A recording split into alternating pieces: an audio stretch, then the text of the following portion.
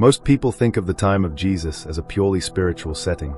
Sandals, sermons, miracles, morality plays frozen in a distant religious past. But for the people actually living there, daily life was not defined by theology. It was defined by money. Or more precisely, by the constant absence of it. The world into which the historical figure of Jesus was born was shaped by one of the most unequal economic systems the ancient Mediterranean had ever produced. This was not a backdrop, it was the engine. Welcome to shadow history, where money, power, and history collide, and where nothing is ever as simple as it looks. At the beginning of the 1st century, Judea sat inside the Roman Empire, the most sophisticated extraction machine the world had ever seen.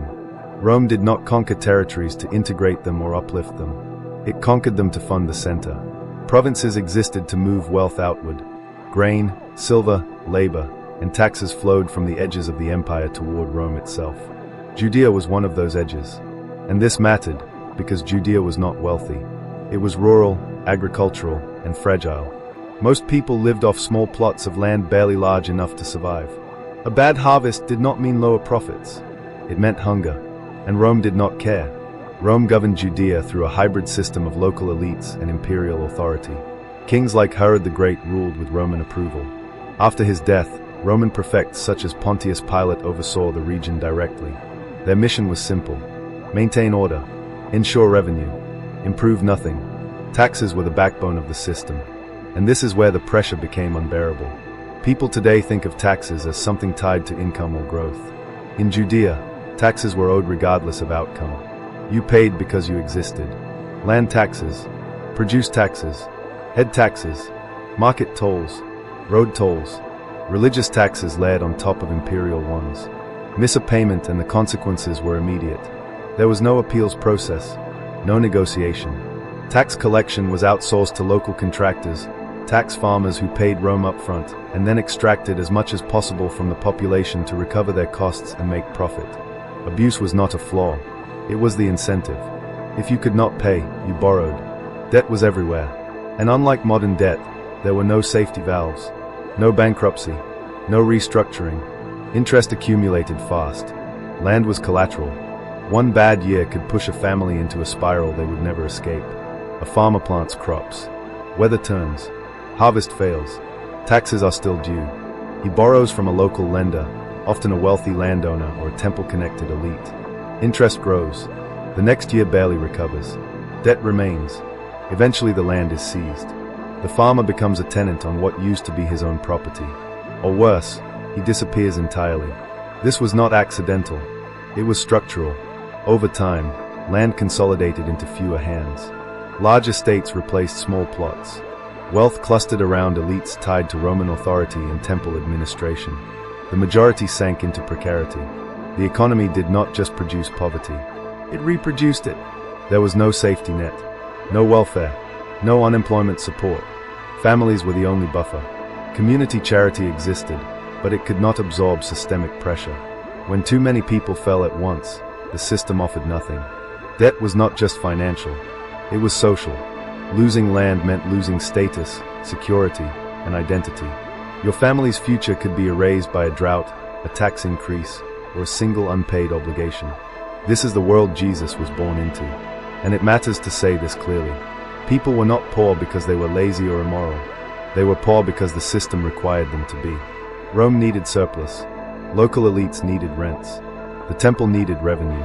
All that pressure sat on those with the least margin for error. This produced tension. Judea was volatile. Rebellions flared constantly. Banditry was not just crime. It was economic desperation. Groups formed promising relief, justice, reversal. Messianic movements did not emerge in comfort. They emerged in collapse. When people listened to sermons about debt forgiveness, release, and justice, they were not hearing metaphors. They were hearing survival. Forgiveness did not mean emotional relief. It meant debt cancellation, reset, escape, and escape was rare. To understand why the pressure felt inescapable, you have to look at the institution people believed was meant to protect them. The temple in Jerusalem. Most people imagine it as purely religious.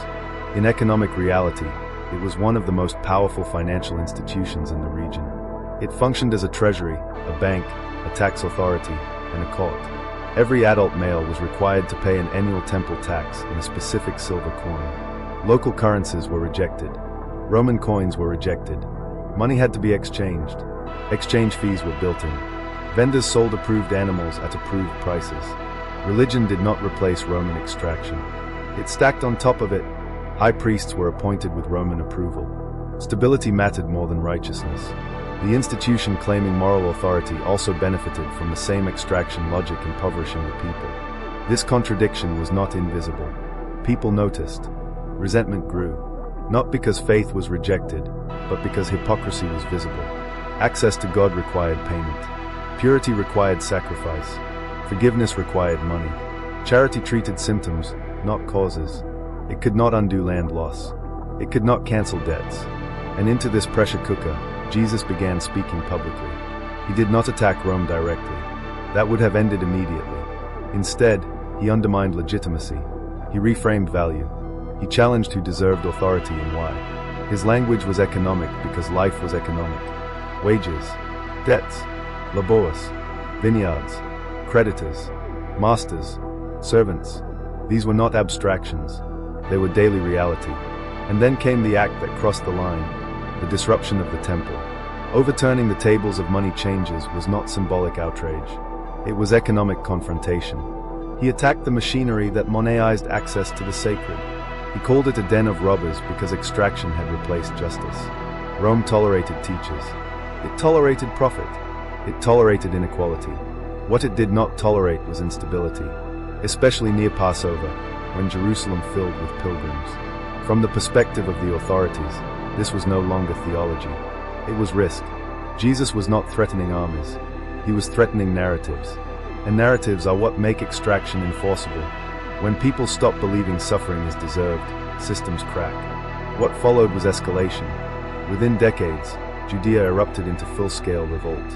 In 70 CE, Jerusalem was destroyed. The temple was dismantled stone by stone. Its treasury looted. Its hierarchy erased. Rome did not just suppress dissent.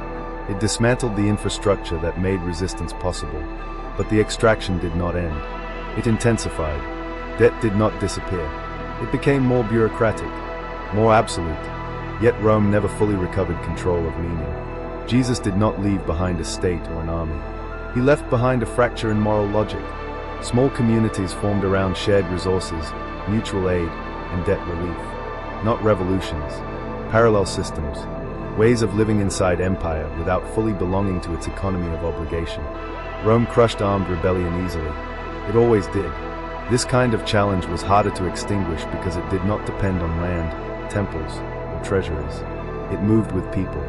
It survived loss. By the 4th century, Rome did not destroy this alternative framework. It absorbed it, and in doing so, it conceded something fundamental. Authority could not rely on force alone. Moral legitimacy mattered. The economy of Jesus' time teaches an uncomfortable lesson. Systems do not collapse simply because they are unjust. They collapse when the stories that justify them stop working. Extraction wrapped in moral language is extraordinarily durable. What it cannot survive is disbelief. History does not repeat, but it exposes patterns. And once you see how power defends itself, not just with force but with stories, it becomes very hard to believe those stories are accidental. This is not ancient history. This is structure. This is mechanism. And the question history keeps asking is the same one it always asks. When pressure rises, when debt tightens, when legitimacy cracks, do you accept the story you are told, or do you start asking who benefits from it? Shadow history. History does not hide the answers. Most people simply never look.